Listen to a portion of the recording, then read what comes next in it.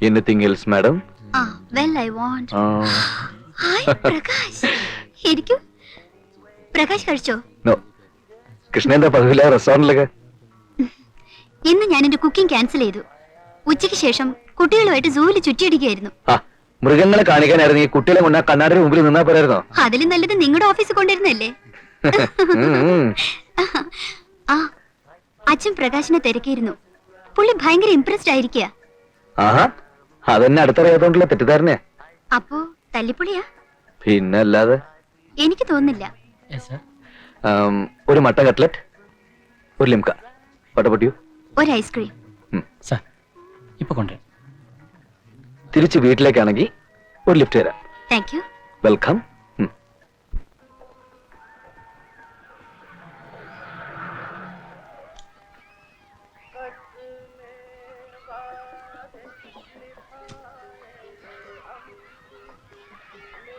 ഇറങ്ങുന്നില്ലേ? ഇല്ല, ബൈ.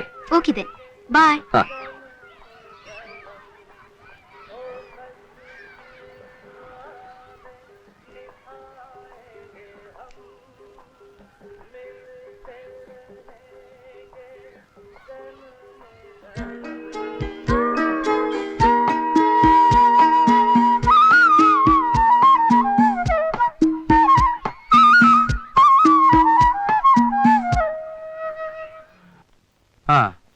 എങ്ങനെ മിസ്റ്റർ പ്രകാശിനെ ഒന്ന് കാണാൻ പറ്റുമോ?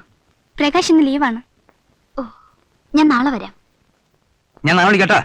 ദേ ഒന്ന് നിന്നേ. പ്രകാശിനെ അന്വേഷിച്ചു. ആരാന്നാ പറഞ്ഞേ? ഞാൻ ആരാന്ന് പറഞ്ഞില്ലല്ലോ. ഞാൻ പ്രകാശിന്റെ ഫ്രണ്ടാ. മുമ്പ് കണ്ടിട്ടില്ല, അതുകൊണ്ട് ചോദിച്ചേ ഉള്ളൂ. പ്രകാശിനോട് എന്തെങ്കിലും പറയാനുണ്ടോ? ഇല്ല, ഞാൻ നാളെ കണ്ടോളാം. വേറൊന്നും കൊണ്ടല്ല, പ്രകാശിന്റെ ഒരു മനസാക്ഷി സൂക്ഷിപ്പുകാരനാണ് ഞാൻ, അതുകൊണ്ട് ചോദിച്ചെന്നുള്ളൂ. ഒന്നും ഇല്ലെന്നേ. അങ്ങനെ അങ്ങോട്ട് പോയല്ലോ പെങ്ങളെ. അത്യാവശ്യമാണെങ്കിൽ പ്രകാശിന്റെ അഡ്രസ് ഞാൻ തരാം. Number 251 Gandhi Nagar, 3rd street. Thank you. ആയിക്കോട്ടെ. ഇങ്ങനെ ഒരു കേസ് കിട്ടേണ്ട കാര്യം അവൻ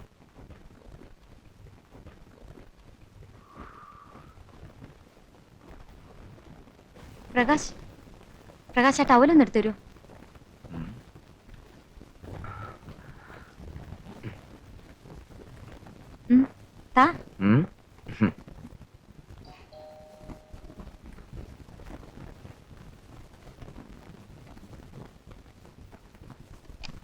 hi Prakash.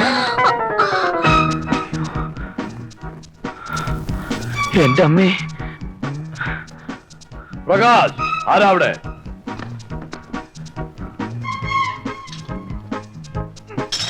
Prakash, Prakash, come here.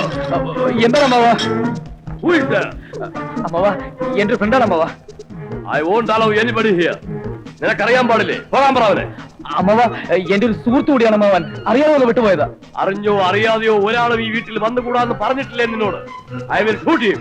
Where is my gun? എന്റെ തോക്കവിടെ. അമ്മാവ, തോക്കെടുക്കരുത് അമ്മാവ. അമ്മാവ, അവൻ അറിയാതെ വന്ന് പെട്ടുപോയതാ. മേലാണിത് ആവർത്തിക്കില്ല അമ്മാവ. നിന്നോട് ഫസ്റ്റ് വാർണിംഗ് അല്ല, പല ആവശ്യം പറഞ്ഞിട്ടുണ്ട്. അമ്മാവ, സാധനങ്ങൾ ഉടക്കരുത് അമ്മാവ. പ്ലീസ്, ഈ ഒരു പ്രാവശ്യം ഒന്ന് ക്ഷമിക്കും അമ്മാവ. ഈ പ്രാവശ്യം ഞാൻ ക്ഷമിച്ചിരിക്കുന്നു. മേലെ ഇങ്ങോട്ട് വരരുതെന്ന് പറയണം. ഓ ശരി അമ്മാവ.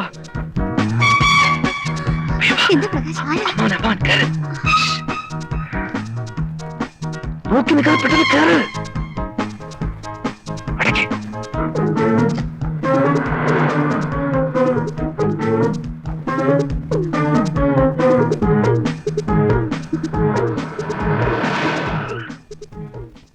ദൈവഭാഗ്യം, വെറും ദൈവഭാഗ്യം ഒന്നുകൊണ്ട് മാത്രമാണ് കൃഷ്ണൻ രക്ഷപ്പെട്ടത്.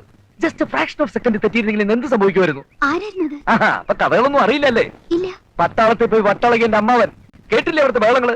2 ലോഹമായുധങ്ങൾ കണ്ട് ചികിറിപ്പാഞ്ഞ് വരുന്ന വെടിയുണ്ടകൾക്ക് നേരെ നെഞ്ചു വിരിച്ചു കാട്ടി. തോക്കുകൾ കൊണ്ട് മാത്രം കഥ പറയുന്ന അമ്മാവന്റെ മുമ്പിൽ നിൽക്കാൻ ഞങ്ങൾ പോലും വിറയ്ക്കും. തലനാരിയുടെ വ്യത്യാസത്തിന് കൃഷ്ണൻ രക്ഷപ്പെട്ടത്. എന്റെ ലൈഫിന്റെ ട്രാജഡിയാണത്. മനുഷ്യത്വം തൊട്ട് തെറിച്ചിട്ടില്ലാത്തൊരു മൃഗം. എന്നെ കാണാൻ ആരും വരുന്ന പുള്ളിക്ക് ഇഷ്ടമല്ല. 24 മണിക്കൂറും ഫിറ്റ്.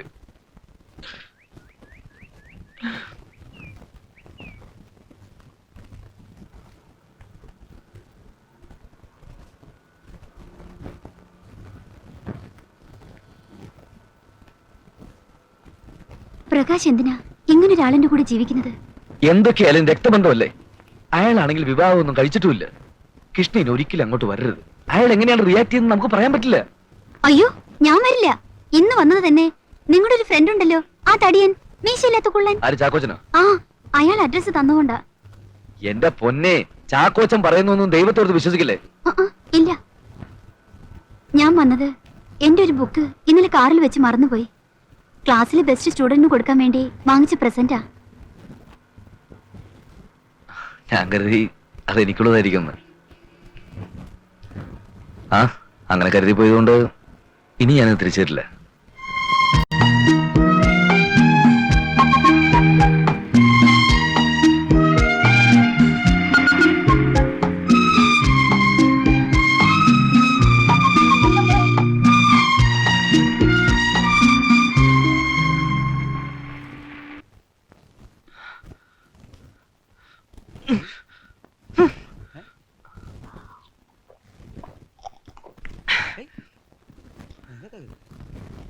നിനക്കെന്താ ഭ്രാന്ത് പിടിച്ചോ?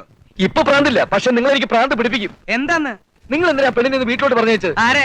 ആ ദൂരദർശനിൽ അന്വേഷിച്ചൊന്നുമില്ല ഒരു പെണ്ണ്, ആ ഹിന്ദുസ്ഥാനിയുടെ മോള്. ഓഹോ, അപ്പൊ അതാണ് ഹിന്ദുസ്ഥാനിയുടെ മോളല്ലേ? അത് ശരി. വീട്ടിലേക്ക് അയച്ചോണ്ട് ഇപ്പൊ എന്താ കുഴപ്പം? എന്താ കുഴപ്പമെന്നോ? നിങ്ങൾക്ക് അതിന്റെ ഒരു ഇത് മനസ്സിലാവണ്ട. ഇതോ? ആ, ഇതെന്താന്നാ ഞാൻ ചോദിച്ചത്. സത്യം പറ പ്രകാശേ, എന്താ ഇതിന്റെ ഒരു ലൈൻ? ഓ, അങ്ങനെയൊന്നും ഇല്ലെന്ന്. അങ്ങനെയൊന്നും ഇല്ലെന്ന് പറഞ്ഞില്ലേ? ഒന്നുലീ വേണ്ടാന്ന്. അങ്ങനെയൊന്നും ഇല്ലെന്ന്. ഒന്നുലീ വേണ്ടൂ. പിന്നെ നിങ്ങൾ എന്തിനാ ഇങ്ങനെ നോക്കുന്നത്? എങ്ങനെ എങ്ങനെ? അത്രയ്ക്കൊന്നും ഇല്ല. അത് പിന്നെ കള്ളച്ചെക്ക, എനിക്ക് നിന്നെ അറിയില്ലേ ചൂട്ടാങ്കി. അല്ല, ഞാൻ ആലോചിക്കായിരുന്നു, സുമിത്ര എറണാകുളത്ത് പോവാന്ന് പറഞ്ഞപ്പോ എന്തൊരു വെപ്രാളായിരുന്നു നിനക്ക്. ജീവിതത്തിന്റെ താളം തെറ്റി, ഉറക്കം വരണില്ല. ഇപ്പൊ നിനക്ക് ശരിക്കും ഉറക്കം വരണ്ട. ദേ ചാക്കോച്ച, നിങ്ങൾ വിചാരിക്കുന്ന പോലെ. വേണ്ട, ന്യായീകരണമൊന്നും പറയണ്ട. ഓലപ്പടക്കത്തിനാ തീ പിടിച്ചിരിക്കണേ. സൂക്ഷിച്ചു കളിച്ചോ. അനുഭവം ഉള്ളതുകൊണ്ട് പറയണതടാ മോനെ.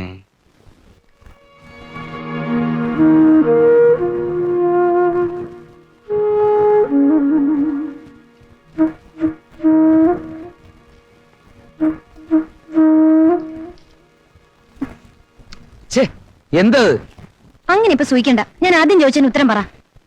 എന്താ കാര്യം? അന്ന് ഫോൺ ചെയ്തപ്പോ ഞാൻ പറഞ്ഞതല്ലേ, ടെലിഫോൺ ബില്ലിന്റെയും കറണ്ട് ബില്ലിന്റെയും കാര്യം.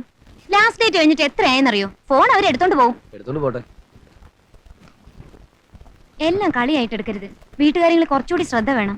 മനസ്സില്ല വീട്ടുകാര്യങ്ങൾ നോക്കാൻ. നിന്നോട് ആരാ പറഞ്ഞ എറണാകുളത്തേക്ക് പോവാൻ? വീട്ടുകാര്യങ്ങൾ നോക്കി ഇവിടെ ഇരിക്കായിരുന്നില്ലേ? എനിക്കിവിടെ 100 കൂട്ടം ജോലിയുള്ളതാ. കൂട്ടത്തിൽ ചിലപ്പോൾ ഇതൊക്കെ വിട്ടുപോയിന്ന് വരും. ഇങ്ങനെ ബഹളം വെക്കാൻ മാത്രം ഇപ്പൊ എന്താ ഉണ്ടായത്? ബഹളം വെക്കും. നിന്റെ ഈ സ്വഭാവം അതിന് കാരണം.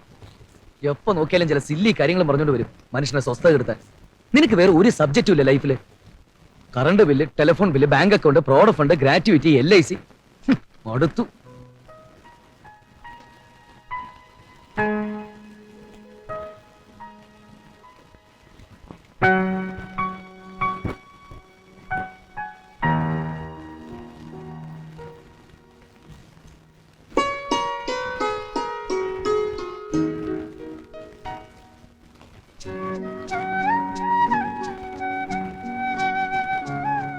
പിന്നെയുമിണക്കുയിൽ പിണങ്ങിയല്ലോ. മറ്റന്നാ രാവിലെ തന്റെ ജോലി എന്താണെന്നറിയോ? കറണ്ട് ബില്ലടയ്ക്കുക, ടെലിഫോൺ ബില്ലടയ്ക്കുക, പത്രക്കാരന് കാശ് കൊടുക്കുക. പിന്നെന്താ? പിന്നൊന്നുമില്ല. ഇതെല്ലാം ചെയ്തിട്ട് ബാക്കി എന്ത് കാര്യമുള്ളൂ. ഓക്കെ? സുമിത്രക്കുട്ടി, എന്റെ സൂത്രക്കുട്ടി. എനിക്കൊന്നും കേൾക്കണ്ട.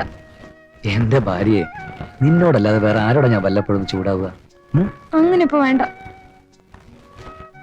ഒരു ഭർത്താവിന്റെ റോള് ഞാൻ നന്നായിട്ട് ചെയ്യുന്നില്ല എന്ന് എനിക്ക് തോന്നുന്നുണ്ടോ? ഉണ്ട്. എന്നൊരു കാര്യം ചെയ്യും, പോയി ഡൈവേഴ്സ് നോട്ടീസ് കൊടുക്ക്. ഓടുന്നു. ഞാൻ അതിനെ കുറിച്ച് ചിന്തിച്ചുകൊണ്ടിരിക്കുക. സീരിയസ് ആയിട്ടാ? അതൊന്ന് മുഖത്ത് നോക്കി പറഞ്ഞേ. മുഖത്ത് നോക്കി പറയാൻ.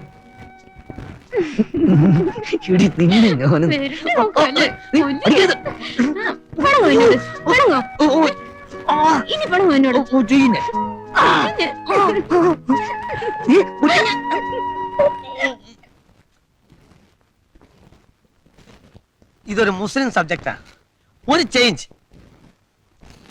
കല്ലായിലെ മരവ്യാപാരിയായ അവറാൻ ഹാജി. ഹാജിയാർക്ക് 3 ഭാര്യമാർ.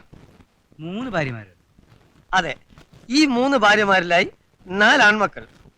ആദ്യ ഭാര്യയിൽ ഇരട്ട വെച്ച 2 ആൺമക്കൾ ഹസൻ റഷീദ്, രണ്ടാമത്തേതിൽ ഹനീഫ്, മൂന്നാമത്തേതിൽ അസീസ്. അവറാൻ ഹാജിക്ക് വയസ്സായി. തന്റെ ബിസിനസ് കാര്യങ്ങൾ ആദ്യ ഭാര്യയിലെ മൂത്ത മകനായ ഹസനെ ഏൽപ്പിക്കാൻ തീരുമാനിക്കുന്നു. ഹസൻ കൂപ്പിലേക്ക് പോകാൻ തയ്യാറാവുമ്പോൾ രണ്ടാമത്തെ ഭാര്യ സുഹറാബി വരുന്നു. പ്രശ്നമുണ്ടാവുന്നു. എന്ത് പ്രശ്നം? പറയാം. അതാണ് കഥയുടെ മെയിൻ ത്രെഡ്. പണ്ട് ഹാജിയാരും രണ്ടാമത്തെ ഭാര്യയും കൂപ്പിൽ നിന്നും ജീപ്പിലേറി താമരശ്ശേരി ചുരമിറങ്ങി നാട്ടിലേക്ക് വരികയായിരുന്നു. ആ സമയത്ത് ജീപ്പിന്റെ ടയറിൽ ഒരു മുള്ളുകൊണ്ട് സൈഡിൽ ഒരു ദ്വാരം വന്നു. വണ്ടി ഒന്ന് പാളി. ഭാര്യയുടെ അവസരോചിതമായ ഇടപെടൽ മൂലം വലിയൊരാപത്തിൽ നിന്ന് ഹാജിയാർ രക്ഷപ്പെട്ടു. എങ്ങനെ?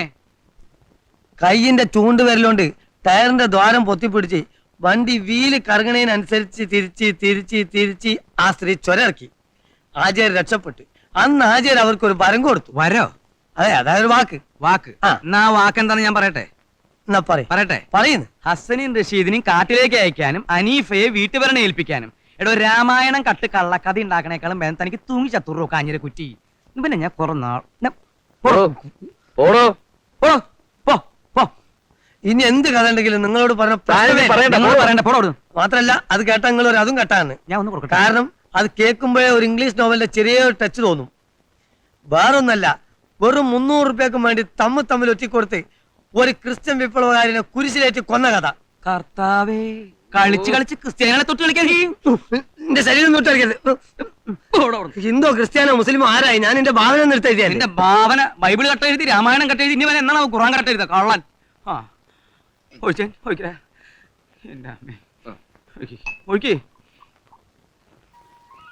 ബോംബെയിൽ ചിലവഴിച്ച കുട്ടിക്കാലമായിരുന്നു എന്റെ ലൈഫിലെ ഏറ്റവും നല്ല പീരീഡ്.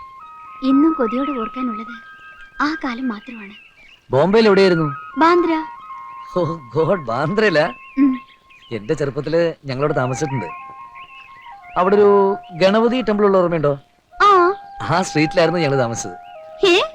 അതിന്റെ നെക്സ്റ്റ് സ്ട്രീറ്റ് ആണ് ഞങ്ങളുടേത്. അവിടെ ഒരു പഴയ ചർച്ച ഉള്ളത് അറിയോ? അവിടെ വരാറുണ്ടായിരുന്നോ? ഇല്ല. എക്സാം ജയിക്കാൻ ഞങ്ങൾ ഫ്രണ്ട്സ് എല്ലാം കൂടി കാശിടുമായിരുന്നു. എനിക്ക് ഇപ്പോഴും അവിടെ ഓർമ്മയുള്ളത് ഞായറാഴ്ച തോറും ഐസ്ക്രീമുമായിട്ട് വരുന്നൊരു കിളവനെയാ. ഓർമ്മയുണ്ടാവും, നീല കോട്ടക്കെട്ട് തടിച്ച്. അറിയാം, എന്റെ കൊറേ കാശ് അടിച്ചിട്ടുണ്ട് പുള്ളി. Uncle Williams. എക്സാക്ട്ലി. ചിലപ്പോ അന്ന് നമ്മൾ തമ്മിൽ കണ്ടിട്ടുണ്ടാവും. ഒരു നിക്കറുകാരൻ പയ്യൻ. ഒരു സ്കർട്ടുകാരി ചട്ടമ്പി പെണ്ണും. 4-5 ദിവസം ഞാൻ ഫ്രീ ആണ്. എന്ത് ചെയ്യാൻ പോകുന്നു? തീരുമാനിച്ചില്ല. എങ്ങോട്ടെങ്കിലും പോയാലോ എന്ന് കരുതുക. കാശിക്ക? ഹേയ്, അത്ര ദൂരത്തേക്കൊന്നുമല്ല, വേറെ എവിടേക്കെങ്കിലും. ഞാൻ നാളെ തിരിക്കുക. എങ്ങോട്ട്? ഒഫീഷ്യൽ ട്രിപ്പാ. കോടഗിരി എന്ന് പറയും. Really it's A beautiful place. അവിടെ എന്താ? അവിടെ ഒരു യോഗ സെന്റർ ഉണ്ട്. സായിപ്പ് നടത്തുന്ന. അതിനെ കുറിച്ച് പ്രോഗ്രാം തയ്യാറാക്കണം. ഞാൻ കൂടെ വരട്ടെ? Are you serious? നവാ, ഞാൻ എന്ത് കെയർ ഓഫിൽ വരും? അവിടുത്തെ പാർട്ടിസിപ്പൻസ് ഇന്റർവ്യൂ ചെയ്യാൻ പറ്റുമോ? പിന്നെന്താ. Then come. അച്ഛനോടൊന്ന് പറയണം. എനിക്ക് വേറെ പ്രോബ്ലംസ് ഒന്നുമില്ല. ഞാൻ കൃഷ്ണയെ വിളിക്കാം.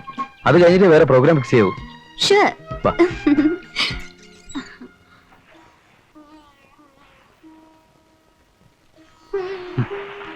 പ്രകാശിന്റെ പേര് നീ ചീത്തയാക്കോ ഇന്റർവ്യൂ ചെയ്ത്? നോക്കിക്കോളൂ, ഇത് കഴിയുമ്പോ ദൂരദർശൻകാര് എന്നെ അവിടെ അപ്പോയിന്റ് ചെയ്യും. കണ്ടറിയാം. പ്രകാശിനെ ഞാൻ അന്വേഷിച്ചത് പറയണം. പറയാം.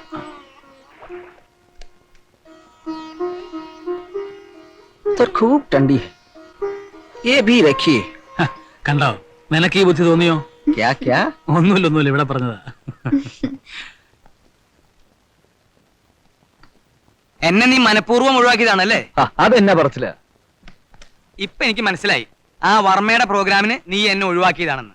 എനിക്കറിയാം മോനെ, ഞാനും കൂടി ഉണ്ടെങ്കിൽ നിന്റെ ഈ ചുറ്റിക്കളി ഒന്നും നടക്കില്ലല്ലോ. ഇപ്പൊ സമയം തീരെയില്ല. തിരിച്ചു വന്നിട്ട് നമുക്ക് വിശദമായിട്ട് സംസാരിക്കാം.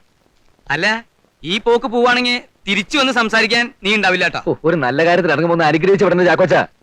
പാല് കൊടുത്ത കൈക്ക് കടിക്കരുതാ മോനെ. ഓ പിന്നെ താൻ എനിക്ക് എന്താ പാല് തന്നിരിക്കുന്നത്? ഇങ്ങോട്ട് പാട് മാപ്പിളെ. അയ്യോ എനിക്ക് തെറ്റിതാ, നിനക്ക് പാലല്ല തന്നത്, ബ്രാൻഡിയാ. ശരിയണ്ടാ.